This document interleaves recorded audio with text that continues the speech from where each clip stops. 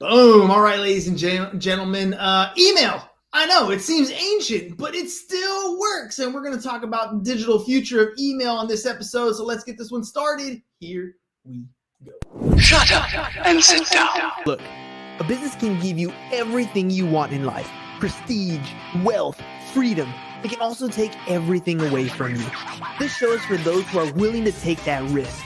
These are the real life stories of entrepreneurs. But before we start, I have one small favor to ask. Please leave a comment. It can be advice, critiques, tips, feedback, or share this with someone because your engagement is the most valuable and most powerful form of social currency. So thank you, and welcome to another episode of Business Bros. All right, business bros. Today we are going to dive into the world of email marketing with a true virtuoso in the craft. With 2 decades of experience shaping the strategies of industry giants and an accolade that sets him apart as the Email Marketer of the Year by ANA Email Experience Council, our guest today is none other than the VP of Strategy and Marketing at Inbox Army, the man behind the success of Purple and 1-800-Contacts email campaign. So get ready for an unparalleled insight into making emails the most powerful marketing tool you've ever come across. Let's welcome to the show, Mr. Scott Cohen.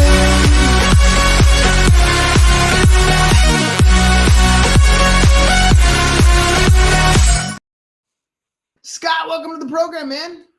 Hey, thanks, man. Great to be here. I love nerding out about this stuff. So if you're ready to nerd out, let's go. Let's do it, man. Okay. Number one, email is not dead. I know for a fact because I clear out my inbox every single day, but it has transitioned in what works and what doesn't work. Before we dive into that, give me a little bit of background. What got you into dealing with email marketing in the first place? Oh, man. Everybody falls into email. Nobody goes to school for what I do. Nobody goes to school for email, right? You might be lucky if it's a class in like a digital marketing course in college, So I was actually a copywriter. That's how I started my career, writing ads for car dealers, real estate agents, law offices, you name it. I mean, the little ads you see on your local television, I was doing those when I came out of college. And then one day I was working for Western Governors University, higher ed, and my boss comes to me and goes, "Hey, you're writing these emails. Why don't you do them?" And 15 years later, here I am still doing email. And I love it. I just love it. Look, at the end of the day, we are all going to check it, right? I kind of equate it to snail mail back when I was first getting into business. I remember putting ads in the Penny Saver, which was basically like these little mailers that would go out on Tuesdays with the junk mail. And I had a success rate with a certain amount of volume. I was able to get people to say yes. And same thing kind of applies for email marketing, but we can get better at the procedure rather than just picking a zip code and sending stuff out. So walk us through, like if I'm a client, walk us through some of those initial steps in building a successful email campaign. What are some of those key elements that make it a winner? Well, first off, direct mail's not dead either. It's back. It's back. For sure. I will say that. But, Penny Saver shows our age. That one shows your age for doing it and my age for knowing about it. But, when we talk about email, I always go back to the foundations, right? Of what does your life cycle look like? Is it, if you're traditional e-commerce, is it, you're getting somebody to sign up on your website for email, right? You're getting somebody to fill a cart and make a purchase. You're hopefully to make a purchase. And then you're getting, hey, this is an order confirmation, hey, it ships, shipping confirmation, onboarding, all these little pieces, that customer journey. What do you want that customer journey to be? And I like to say, start filling in the holes, right? That's what good email does, is fill in the holes, greases the wheels for that relationship that people are building with your brand. So when we bring on a new client, we always start with, we call it a discovery audit, right? Really an inventory. What do they have set up? What do they need? What is that desired path that they want a customer to go through? And what holes in the bucket do they need to have filled with email? And from there, we build a plan, right? We keep the engine running. We get to parity. We build out, hey, make sure that maybe it's weekly emails, maybe it's twice a month emails, those manual campaigns that you see every single day in your inbox, offers and education, all those pieces, we keep those running and then build and improve, right? There's so much that email can cover, so much ground that you just have to prioritize where those hot button places are. And I always like to say, it's those first hand raises. Hi, I want more information. Hi, I want to buy your product. Hi, I bought your product. Now tell me how to use it. I was always taught it's like a 4-step process for building a company that is legitimately a company that can grow with or without you. Number one is you had to have an attention mechanism. There's something that has got to stop people and say, hey, that looks interesting. Number two is you got to be able to collect data, name, email, phone number, physical address, all those types of things. Number three is go ahead and try to make the sale. And then number four is going to be to extract cash. And this is where that email campaign really comes in handy, because getting a customer to buy one time, yeah, that's great. That's an awesome feat. But getting them to buy over and over again, this is where that residual money comes in and businesses really take off. And building that first database is kind of tough, especially when you're going to be mass emailing. Should I go out and just buy an email list, or would it be more beneficial for me to actually go do the work and build that email list? For the love of God, don't buy an email list. Please don't buy an email list. There's just too much, especially nowadays. Like I've been doing this long enough that every year privacy is a bigger thing. Every year deliverability, you hear that word. If you've been around email at all, you hear about deliverability. Like literally getting to the inbox is harder every single year. And when you go out and buy lists, these people have either likely never heard of you, or they definitely have not opted in to receive information. Now, it's legal in the US. Elsewhere in the world, it's not, right? If you are in the EU, if you're in Canada, you have to get opt-in to get to email. It's like SMS. SMS in the US, you can't be cold texting people. You can't, right? You got to get opt-in. It's actually the law. There's really no shortcut. You mentioned it, like, how do we get people intrigued? What's that lead magnet? How do we get people to sign up to get, maybe it's an offer, maybe it's some sort of resource, white paper, something that has value that people go, oh, I'll give you my email address to get access to that. And you just have to do that slow and steady and get people to opt in approach. So don't be afraid don't be like the old GeoCities days, aging me, where you're just throwing pop-ups left and right and there's a whole bunch of things popping up and it kills you. But don't be afraid to do a pop-up when somebody gets to your site and if they're around for a bit.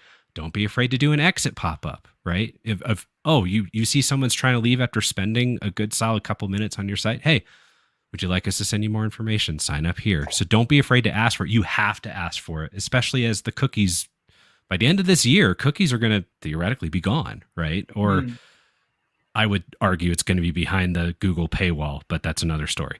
They'll still have it. You'll just have to pay for the data. That's where I think that's going. But you just have to get that first party data anywhere you can get it. Let me ask you about that opt-in. I kind of want to stay there for a second.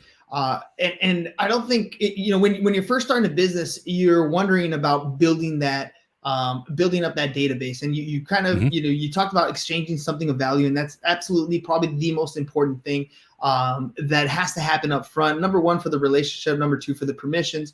And oftentimes we skip over that when we're at the beginning. But if you notice, some of the big companies, they do that already. Temu is one of those big companies that no matter where you scroll on, no matter what social platform, there's something that pops up for one of them, or Shein or whatever. And I always notice that if you click on any of those ads, the first thing that happens is they're like, I'll give you 87% off your first purchase if you give me that name, email, or whatever it is that they're asking.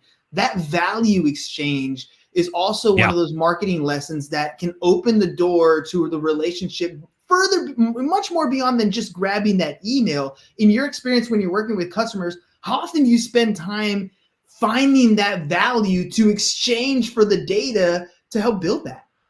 That's it's an absolute great test to run, right? So you have some companies where, like I had a client years ago, they sold air purifiers, for example. And it was, hey, you don't make money on the unit. You make money on the filters, right? The whole print. I mean, I'm old enough. I still have a printer, right? So, it's the printer and ink model. You don't make money off of the unit. You make money off of the ink. You make money off of the filters. So get them in, give them a discount to buy the unit. Because that you talked about repeat earlier. Your repeat business you're not going to go out and buy 10 units, but you're going to buy filter after filter after filter, right? To make sure that thing works properly.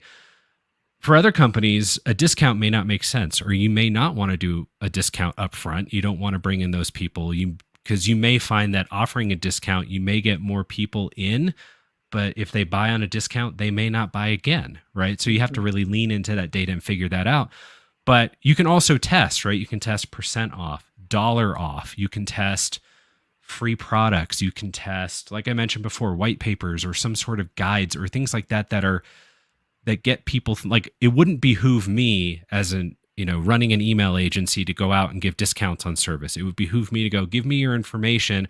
I'll give you free education, right? Like that makes a lot of sense for me. So figure out what your value prop is as a company, right? It could be the products, it could be discounts, it could be everything else, but really it's a matter of you have to test into that as well. And it's something you can, if you have enough traffic on your site, you can learn really fast. That is so true. That is so true. Let me ask you, okay, so let's assume at this point, we got a good lead magnet. We've been working at this. We've been building our email database for a while. And I know there are many of us who use CRMs, for example, that have built-in email platforms. Sometimes we use third parties like a MailChimp or something like that.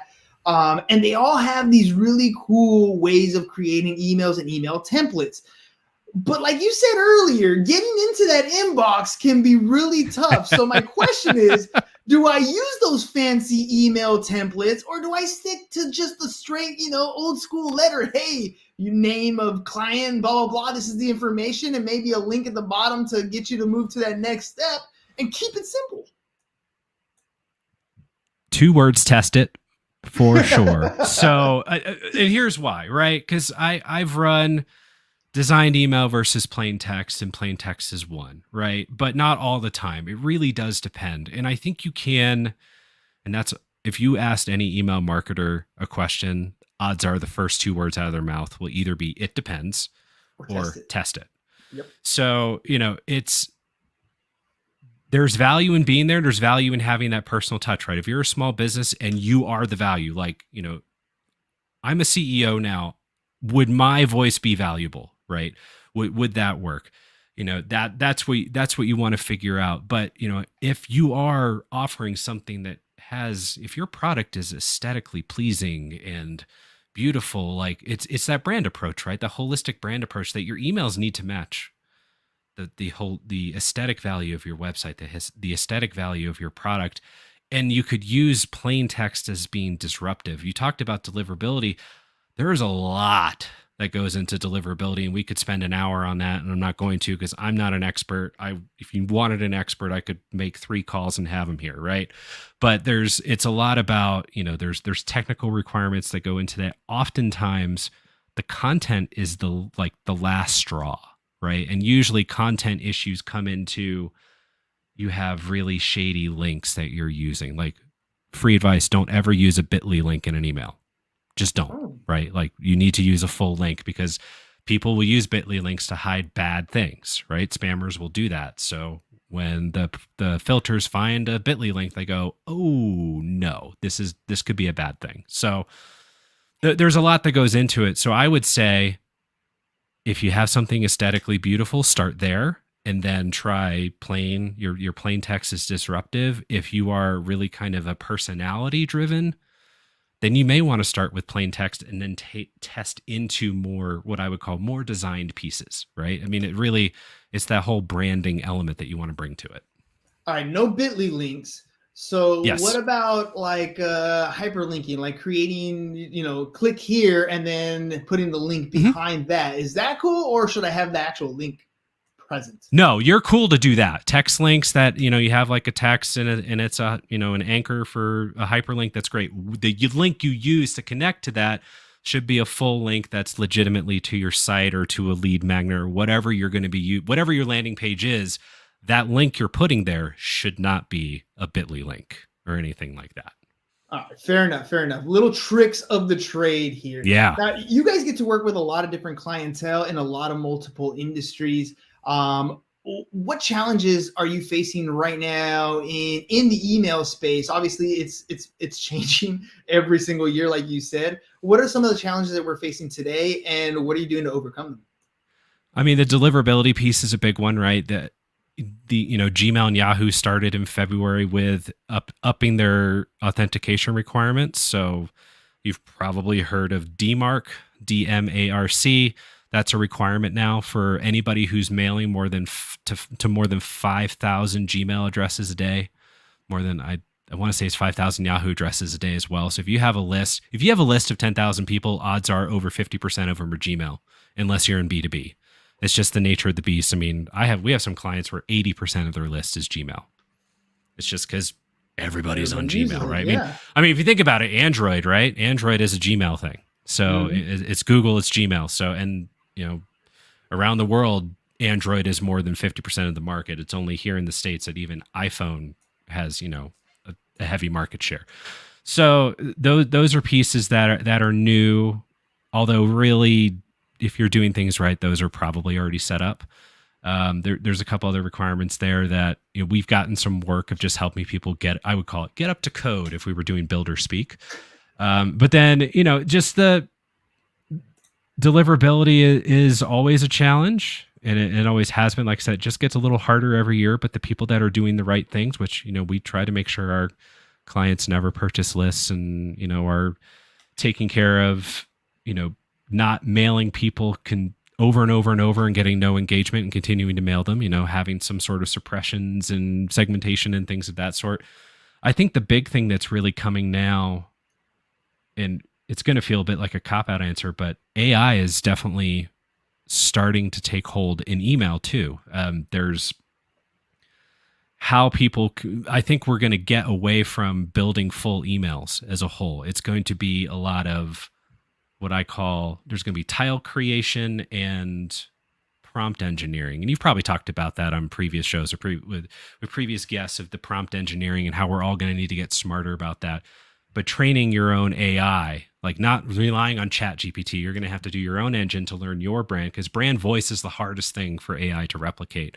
But what are those day-to-day operational pieces that AI is going to take over? And I think email is going to be at the forefront of taking those pieces over as well. So let me ask you, because I know in my Gmail inbox, I have Gemini sitting right there in the corner. And to be honest, Gemini's been sitting right there in the corner looking at me, and I haven't used it like at all. I know it's there. I know it's my AI tool. I know it helps me, but I just haven't used it. And you kind of mentioned AI, and one of my next questions was going to be, how has email evolved and where is it going? So since we're here, what do you think is going to happen with AI? I mean, you kind of mentioned the tiles. I'm kind of thinking, hey, help me figure out what I'm supposed to say. But where do you actually see it going? I think it's going to be speed to market's a big thing. And if we think about AI, there's some things that are being labeled AI now that have been around for 10 years. Like, there's this concept of send time optimization that has been around probably for the last 5-10 years. And it's essentially using AI in this case, or machine learning, to send emails when the individual person is most likely to be in their inbox. Because if you're in your inbox and a fresh email comes in, you're likely to go see it. Now, I'm a freak. I have multiple email addresses. I'm always checking my email. It's what I do for a living, focus group of one, right? But I think, so send time optimization's been around for a long time. I mean, the things that you're going to have AI decisioning done for audience building and targeting, right? That's kind of been around since we've been calling it big data. It's just getting better. It's getting better. It's getting faster. And then there's also going to be decisioning on, I mentioned tiles before, like you're going to have to build a content library inside of your AI engine and then have the engine learn which content to deliver to which person. So essentially where we're going is a header, footer, and everything in the middle being filled by AI based off of a library you feed it and what it learns. So it'll be build me an email for an audience that does this, right? And it'll go, okay, and it'll pull stuff in. Or it may even create it at the time of send. Go, oh, what are the best messages for this person based on what we know at this moment that it's been set to go out? The customer data platforms have been talking about next best channel for several years as well. And I think that email is going to be email and SMS and push and all those other channels. You're going to get to a point where somebody gets into this flow and goes, well, based on what we know about them, we should send them an email. We should send them an SMS. We should send both. We should send just a push. And I think that's the goal. How quickly we actually get there and how quickly it's actually effective, I don't know. But I think that's the vision, right? Is that all of these decisions that are made at a broader scale will be made at an individual level, that one-to-one level that is not scalable right now, but could be if AI does what we think it could. Yeah, I mean, I don't know if it's spying on me or not, but it'd be kind of nice in a way if Gemini is kind of getting an idea of what happens in my inbox and how I respond, so that when these tools, I actually, go to use them, they have an idea of what it is to be me, of my brand version, at least the digital version in my email inbox. I don't know, maybe it'll bother you the way it bothered me, but I was working with a client one time and they opened up their email inbox. And it said 200,000 unread emails in there, and I don't like. Obviously, it doesn't bother that person, right? But as an email person, like for me to see any okay, I have like 5 or 6 unread emails because things I need to do that I kind of leave them there, and they sit there for a long time. But they kind of bother me. Anything kind of strange that things like that in email that maybe people aren't aware of that they can maybe fix or alter to help maybe get a better email experience overall? Oh, wow. I mean, what I would say is do not rely on open rate for everything, right? I mean, you just can't. And the reason I say that is, one, a good open rate is anywhere between 30 and 40%. It just is, right? I mean, that's a good open rate these days, especially if you consider when iOS 15 came out, what was that, 2 years ago now? They added mail privacy protection for those folks who use Apple Mail. I don't personally use Apple Mail. I use Gmail and other things. I'm a weird. I want to use the app that the email is in. That's my weird thing. And I'm also an inbox zero person, leaving things. Now, I may not organize, but I'm an inbox zero. I'm a delete or keep right away, right? Like my wife would look at me and go, "Why don't you put things in folders?" And I go, "Just leave me alone." But I don't leave it. I am right. I'm a bubble zero. I call it. I'm a bubble zero person. Like I can't leave bubbles on my phone either. Like the notifications have to go away. Like they just have to. But Same.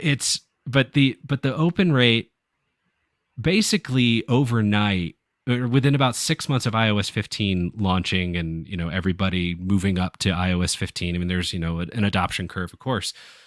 It's about like your average open rate went from like 25% to 40% in that time. So it's always been directional, but even now it's like, all right, you just have to look at that and go, that's my benchmark. If things drop off, that means I'm either doing something wrong or I'm having deliverability issues, because if stuff goes to spam, you won't. Because basically what's happening is with iOS 15 and mail privacy protection, it auto opens the pixel that you use for opens, right? And so whether you open it or not, so you have like proxy opens or machine opens or whatever, and that's fine, but the companies that were, like the newsletters and stuff that were relying fully on opens, right, they're still struggling, I think. So it's the experience is about, well, obviously you need to get people to open it.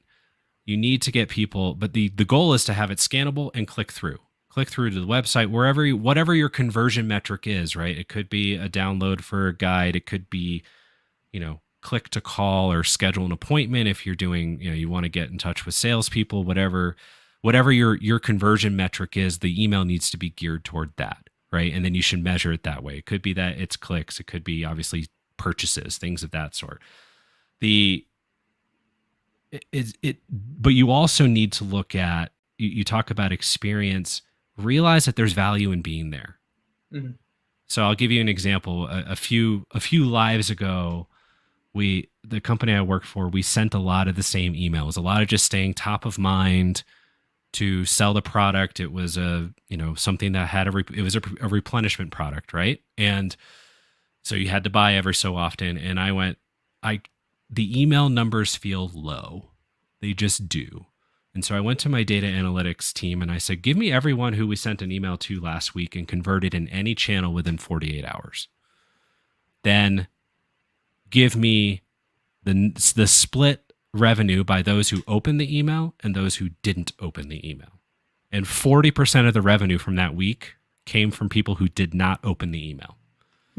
So, we talk about, obviously we all want 100% open. We all want 100% click, all this stuff, but that's just not going to happen. So you have to think about, and odds are we aren't sending enough email.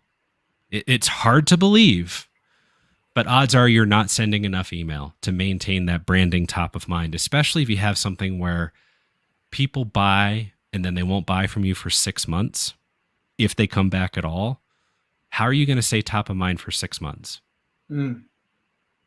Yeah, short of spending a crap load of money on like Facebook retargeting and paid search and all that, like email in and of itself is cheap enough that is such a great way to stay in front of people, provided that you don't piss them off and make them unsubscribe.